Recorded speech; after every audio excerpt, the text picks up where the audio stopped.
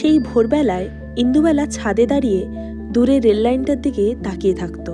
সেই রেললাইনেই তো লুকিয়ে আছে তার ফেলে আসা শৈশব, তার শ্বশুরবাড়ির উঠোন, আর যে মানুষটার জন্য মনটা আজও কাঁদে, কিন্তু চোখের জলে যে ভাত ফাঁপে না।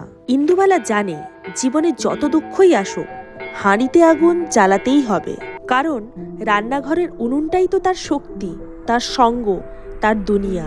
মশলার এই ফোড়ন যেমন জ্বালায় তেমনই তো সুগন্ধও ছড়ায়। ঠিক মানুষের জীবনও তাই, ব্যথা আছে, আবার স্বাদও আছে।